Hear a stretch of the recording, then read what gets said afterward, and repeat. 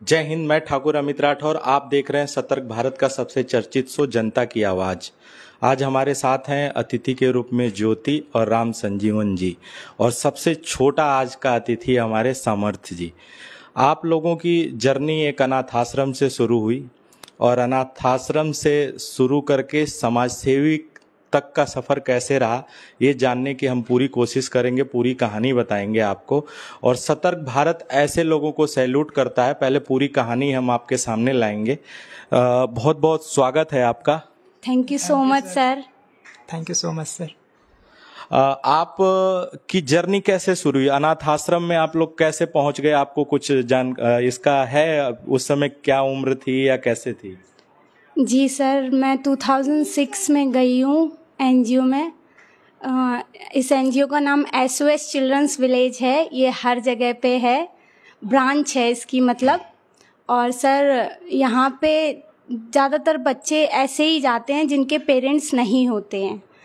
और फिर उसके बाद 2006 में, उससे पहले मैं स्टेशन पे रहती थी, बरेली के रेलवे स्टेशन पे। फिर वहाँ से मैं एक आर्मी ऑफिसर के थ्रू वहाँ भेजी गई हूँ। उनका बहुत बड़ा सपोर्ट रहा है इस चीज़ में। फिर धीरे धीरे फिर मैं उस टाइम पे 6 साल की थी। मैंने धीरे धीरे फिर स्टडी करना शुरू किया। नर्सरी से मुझे पढ़ाया गया इंग्लिश मीडियम में, हरमन माइनर स्कूल में। फिर उसके बाद सर धीरे धीरे वहाँ पे पहले मन नहीं लगता था, पर धीरे धीरे सब जितने भी बच्चे होते हैं वहाँ पे सब तो अपने जैसे ही होते हैं, कोई किसी को टॉर्चर भी नहीं करता, सब मतलब एक समान। और फिर उसके बाद धीरे धीरे करके नर्सरी टू 10th मैंने पढ़ाई करी वहाँ। 2017 में मैं फिर बाहर निकली। फिर उसी एनजीओ के थ्रू मुझे देहरादून भेजा गया। देहरादून भेजने के बाद फिर मैंने होटल मैनेजमेंट का डिप्लोमा किया। डिप्लोमा के बाद फिर माफी चाहूंगा, आपको रोक रहा हूँ। ये जो डिप्लोमा आपने किया था वो भी क्या ये संस्था के थ्रू ही कराया गया था? कैसे कराया गया था? जी सर, ये संस्था के थ्रू ही करवाया जाता है। और ये संस्था कम से कम 24-25 साल तक सपोर्ट करती है बच्चों को। जी सर। आपकी जर्नी कैसे शुरू हुई? सर मेरा भी जर्नी सर सेम कंडीशन से शुरू हुई थी। सर मैं भी सर 2008 में अनाथ आश्रम गया था। सर मेरे मम्मी पापा नहीं है सर, मेरे भैया भाभी भी हैं, पर भैया भाभी सपोर्ट नहीं करते मुझे। जी सर। आपको जानकारी दे दूं कि ये आपस में दोनों लोगों की जर्नी अनाथ आश्रम से ही शुरू हुई, लेकिन ये आपस में पति पत्नी हैं। इन्होंने शादी कर ली है और साथ रहते हैं। और इनके साथ जो ज्योति जी हैं, इनके मदर फादर की डेथ हो गई थी। डेथ हो जाने के कारण ये 3 भाई बहन थे। इनको ये नहीं पता 2 भाई बहन कहाँ हैं, ये कैसे अनाथ आश्रम पहुंची। थोड़ा थोड़ा इनको याद है। ये भीमताल के अनाथ आश्रम में जाती हैं, वहाँ पली बड़ी हैं। आप बिहार के अनाथ आश्रम से पले बड़े हैं। दोनों लोग डिप्लोमा करने के लिए यहाँ आए देहरादून में, जहाँ पे इन लोगों की मुलाकात हुई। फिर इन लोगों ने सोचा कि हम आपस में शादी करके और एक दूसरे को मजबूती देंगे। और इसमें इनको यहाँ पहुँचने में एक अहम रोल रहा केएलए राइस मिल के जो ऑनर हैं अशोक अग्रवाल जी। उनका काम बहुत सराहनीय है। वो इनको लगातार इनके यहाँ जाते रहते थे, इनको मदद करते रहते थे, इनको शिक्षा में मदद किया, इनको रहने खाने में भी थोड़ी बहुत व्यवस्था करते थे। और जब आगे इन्हीं से हम जानते हैं कि किस तरह से वो इनसे मिले और किस तरह से इनकी आगे इन्होंने मदद की। जी सर, 2006 से ही अशोक अंकल को हमारे विलेज की एक लड़की है, उन्होंने ही बताया था कि सर आपको इस संस्था में जाने चाहिए। फिर सर वो वहाँ पे आए।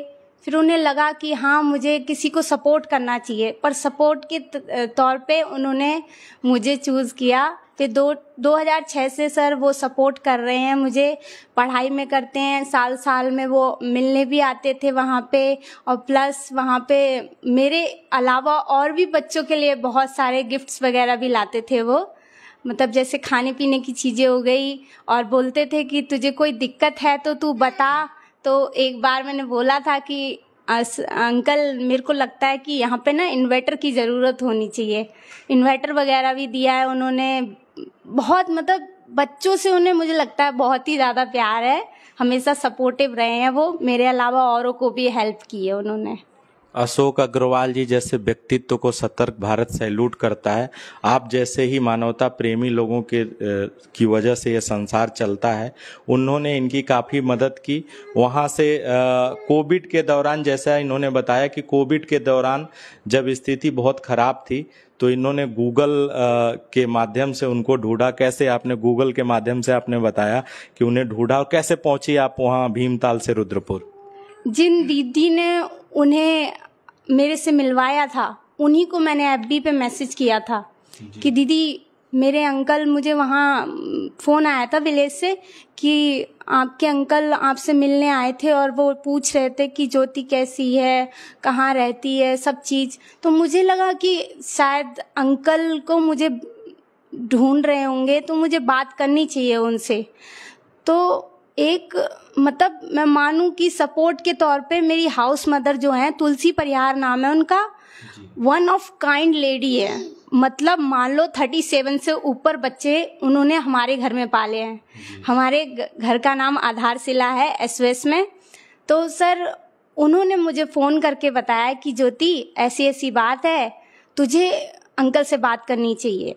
तो फिर मेरे थोड़ा बहुत तो नॉलेज है ही, तो बस क्या था, फिर KLA राइस मिल करके मैंने कंप्यूटर पे डाला तो रिसेप्शन का नंबर मिला मेरे को।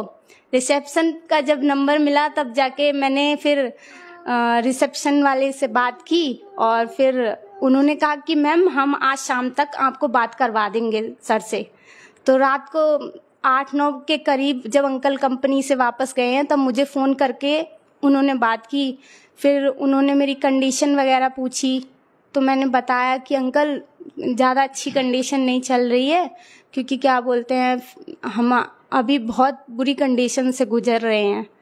तो अंकल ने फिर क्या करना था, अंकल सकती है इनके पति की जॉब में भी मदद की, और अभी भी जैसे भी व्यवस्था उनकी होती है उस तरह से मदद करते हैं और बहुत सी बच्चियों की मदद करते हैं। ऐसे लोगों को सतर्क भारत सैल्यूट करता है। ऐसे ही लोग आगे आते हैं तो समाज बढ़ता है। ये इनका व्यक्तिगत जीवन था, अनाथ आश्रम से कैसे उठी, लेकिन जब किसी के अंदर ये क्षमता होती है कि वो कुछ करना चाहता है तो प्रभु आगे रास्ता खुद दिखाते हैं, खुद मिलवाते हैं।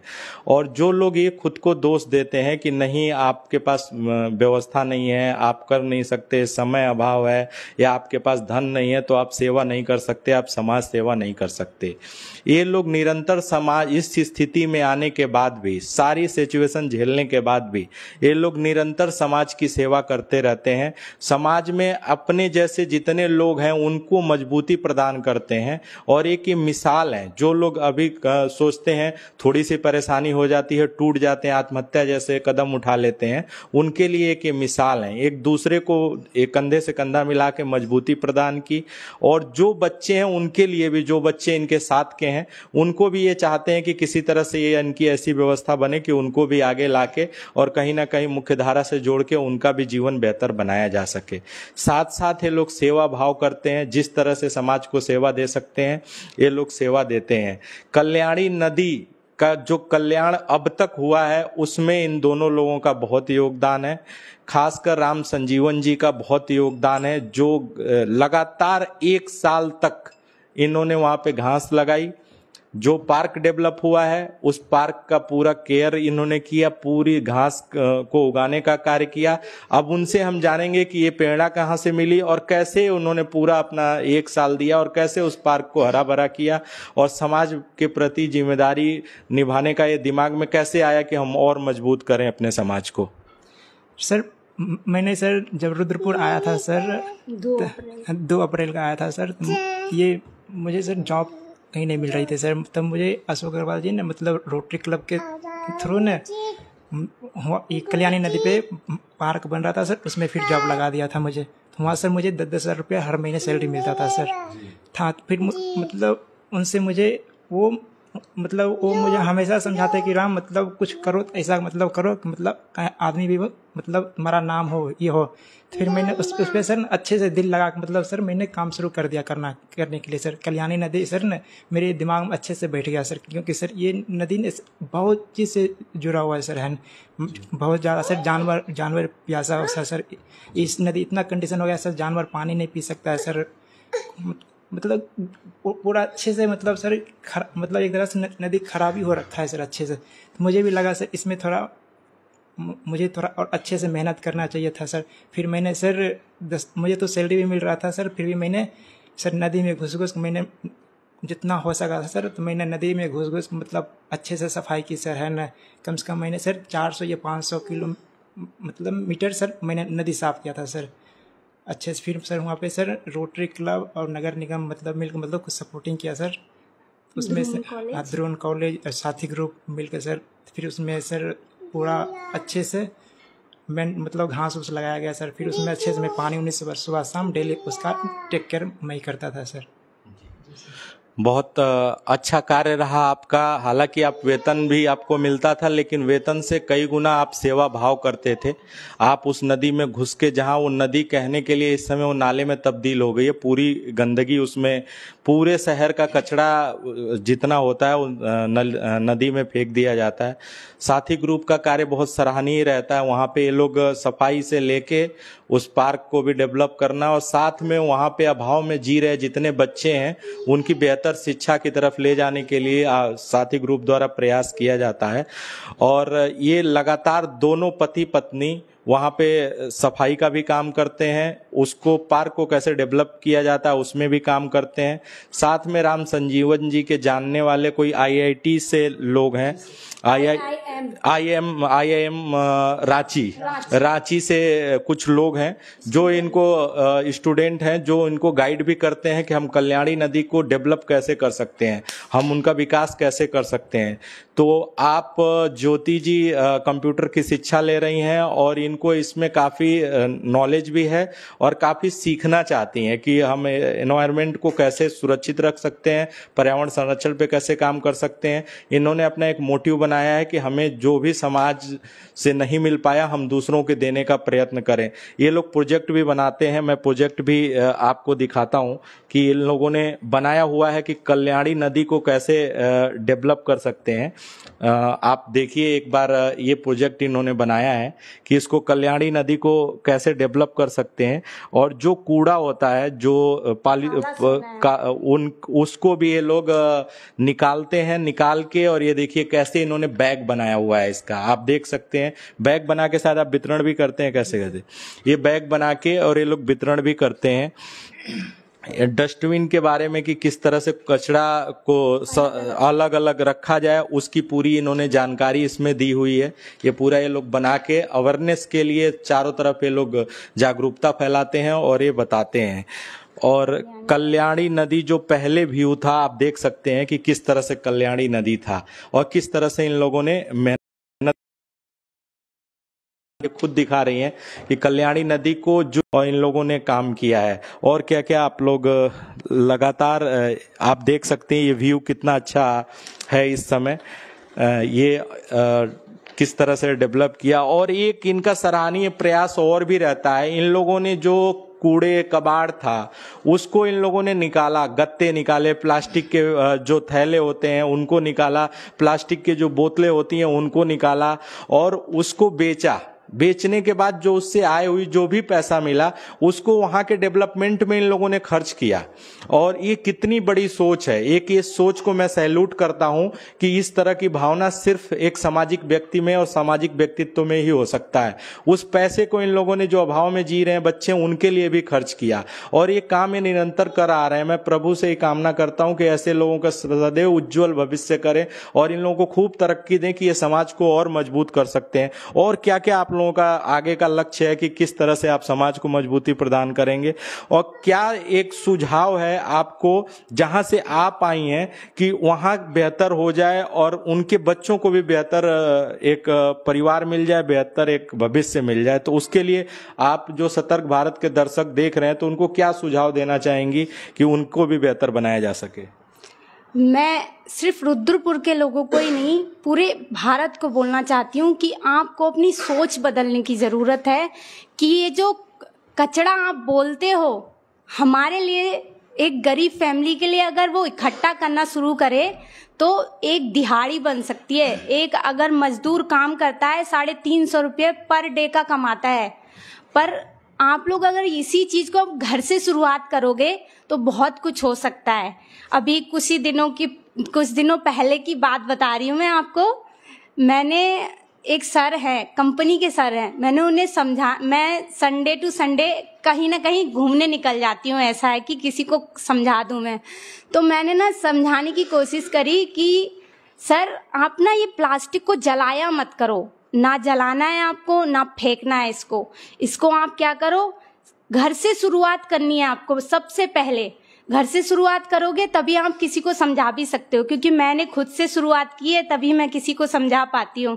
तो सबसे पहले क्या करना है आपको, जो भी हम मसाले लेते हैं उसके जो गत्ते होते हैं या दूध लेते हैं, इन सब चीज़ों को हमें इकट्ठा करके अपने पास ही रखना है। बस ये होना चाहिए कि ये चीज़ें अलग होनी चाहिए। जो कच्चा गत्ता होता है, कच्चा गत्ता इसी को कहते हैं, जो मसाला वगैरह लेते हैं ये कच्चा गत्ते में आता है। और प्लस जो थैलियाँ होती हैं, आप कुरकुरा खाओ, चिप्स खाओ, दूध के पैकेट हो गए, सब चीज़ें, पन्नियाँ, एक एक चीज़, सब चीज़ यूज़ की है हमारे लिए। वो कैसे? क्योंकि इन सब चीज़ों को रिसाइकिल करके दाना बनाया जाता है। और यही जो दाना होता है, प्लास्टिक की चेयर टेबल हो गई, बच्चों के खिलौने हो गए, बोतल्स हो गई, यही दाने से फिर बनती है। इस चीज़ को आप फेंकने से अच्छा है कि प्लीज़ आप लोग अलग अलग करने की कोशिश करें और इसको बेच दिया करें, ताकि हमारा भी भला हो और जो कबाड़ी है उसका भी भला हो। इस तरीके से बहुत सच्ची सोच है आपकी, बहुत सराहनीय सोच है। जैसा कि इन्होंने बताया कि जो हमारे घर पे सामान आता है, आपके प्लास्टिक का जो सामान है उसमें प्लास्टिक को अलग कर दीजिए। जो आपके गत्ते में आता है, जैसे मसाले आ गए, बिस्किट्स आ गए, बहुत बिस्किट्स हैं या जो भी है, उसको अलग कर दीजिए और अलग ही डिफाइन कर दीजिए। और उसके कूड़ेदान में मत डालिए, उसको एक जगह इकट्ठा कर लीजिए कहीं भी अपने घर में। साप्ताहिक संडे या मंडे जब भी आपके पास हो, वो कबाड़ी को सेल कर दीजिए। वो क्या होगा, वो सीधे ले जाएगा और जो रिसाइकिल करने वाली फैक्ट्री है उनको वो सेल कर देगा। वो रिसाइकिल होके और कहीं ना कहीं कुछ दाना बन जाएगा या कुछ भी प्रोडक्ट इससे बन सकता है वो बन जाएगा। ये स्वच्छता के लिए बहुत सराहनीय प्रयास है। हम ये गंदगी फेंक देते हैं, नदी नालों में गंदगी जाती है, या आप पहाड़गंज देख सकते हैं, उसका पहाड़ बड़ा हो रहा है, तो कहीं ना कहीं हम लोग खुद जिम्मेदार हैं। बहुत सराहनीय सोच है, बहुत सराहनीय पहल है। मैं सरकार से भी कहूंगा कि इस तरह से इन लोगों को एक ऐसा प्लेटफॉर्म दे कि इस तरह से, जिस तरह से इन लोगों ने हौसला दिखाया है, इसको बड़े पैमाने पे लागू किया जाए, बड़े पैमाने पे आगे आया जाए। और इन जैसे लोगों को सैल्यूट करता है सतर्क भारत। ये लोग आगे आएंगे तभी समाज का भला हो सकता है। एक बार मैं आपसे ये जानना चाहूंगा कि उन बच्चियों के लिए, जिन बच्चियां, जो आपके जैसे बच्चियां, आपके जैसे जो बच्चे हैं जो अनाथ आश्रम में जीवन यापन करते हैं, तो वो कैसा, क्या बहुत सारी चीजें ऐसी होती है जो उनको नहीं मिल पाती होंगी या अभाव में रहते होंगे। खाना एक मिलना आराम से और एक प्यार मिलना, दोनों में अंतर होता है। तो आप कोई ऐसा मैसेज देना चाहेंगे जो सतर्क भारत के दर्शक देख रहे हैं कि उनके लिए क्या किया जा सकता है कि उनको भी मुख्य धारा से जोड़ा जा सके? देखिए, हर बच्चा वहाँ पे, मतलब हर बच्चा, आप ऐसा नहीं कह सकती कि दोनों के मम्मी पापा की डेथ हुई है, ऐसा नहीं होता है। कई जगह पे ऐसा होता है कि किसी के पापा जिंदा है, किसी की मदर जिंदा है। तो वो जब हमारी जनवरी की छुट्टियां पड़ती हैं तब वो लोग अपने घर भी जाते हैं, हमारे एनजीओ वाले घर भी भेजते हैं। बस बच्चे, हम लोगों के अंदर ऐसी सोच है ही नहीं कि हम कुछ कर नहीं सकते हैं। मेरे अलावा और भी जो बच्चे हैं, बता नहीं सकती, इतने अच्छे अच्छे मेरे खुद के घर के भाई बहन, मैं बता रही हूँ ना, वर्ल्ड की सबसे बेस्ट मदर है हमारी, जो हाउस मदर रही है, तुलसी परिहार नाम है उनका। वो सर इतनी अच्छी लेडी है कि उन्होंने कभी हमें मम्मी पापा की कमी फील नहीं होने दी है। बहुत बढ़िया है। तो सर सिर्फ मेरा और 2-3 बच्चे हमारे घर में और थे, उनका ऐसा होता था कि हम छुट्टी में कहीं नहीं जा पाते हैं, तो मम्मी हमेशा मेरे को, मतलब हमें सपोर्ट करती थी कि बेटा ऐसा नहीं होता जिंदगी में, अगर तुमने अगर कुछ चाहा तो इससे बेटर तुम डिजर्व कर सकते हो। तो हमारी सोच कभी ऐसा नहीं रहा कि हम इसके लिए पछताएं, उसके लिए पछताएं, जो है उसमें खुश रहो, बस सीधी सी बात। जी, जो अनाथ आश्रम है उसका कार्य बहुत सराहनीय है, इन लोगों को हौसला देती है और केयर टेकिंग भी ऐसे होता है जैसे खुद के पेरेंट्स कर रहे हो। कभी इनको ये एहसास नहीं होने दिया जाता है कि ये बिन माँ बाप के बच्चे हैं, इनको बहुत प्यार से पाला जाता है। मैं जितने भी दर्शक देख रहे हैं या जितने लोगों तक ये वीडियो पहुंचेगी, मैं कहूँगा अधिक से अधिक आप इसको शेयर करें और पेज से जुड़ें। और साथ में सबसे एक निवेदन, एक अपील कर रहा हूँ, करबद्ध निवेदन कर रहा हूँ कि वहाँ पे जाएं। भीमताल में इनका एड्रेस है, भीमताल में हम एड्रेस और नंबर प्रोवाइड कर देंगे, वहां जाएं। वहां के बच्चों के लिए कुछ कर सकते हैं, या बच्चों को कोई अपनाना चाहता है, जैसे अशोक अग्रवाल जी ने इस बच्ची को अपनाया था, वैसे कोई अपनाना चाहता है तो आगे आए। हमें भी उनको बेहतर जीवन देने के लिए आगे आना चाहिए और एक हौसला देना चाहिए कि ज्योति जैसे लोग भी आगे आके और समाज को अपना योगदान दे रहे हैं। वैसे बहुत सी हमारी बहनें, हमारे भाई वहां पे पड़े हैं जिनको हम यदि समाज से जोड़ दिया जाए तो उनका भी समाज के प्रति यही रवैया होगा, क्योंकि वो चीजें वो देख रहे हैं, खुद झेला है। एक 5-6 साल की बच्ची क्या होती है वो झेला है, और वो जब बाहर आएंगे, मुख्य धारा में आएंगे तो समाज के प्रति निश्चित रूप से अच्छा कार्य करेंगे। मैं सदैव आप दोनों के उज्जवल भविष्य की कामना करता हूं। मैं प्रभु से ये कामना करता हूं कि आप लोगों को खूब तरक्की दें, आप समाज में खूब मजबूती प्रदान करें। बहुत बहुत धन्यवाद, आप लोग इतना कीमती समय दिया, आए और समाज के प्रति आप इतना अपनी जिम्मेदारी का निर्वहन करते हैं, उसके लिए हम सैल्यूट करते हैं आपको। आप सदैव आगे बढ़ें। ऐसे ही एक असाधारण आवाज से हम नियमित आपको मिलाते रहेंगे। देखते रहें सतर्क भारत। जय हिंद।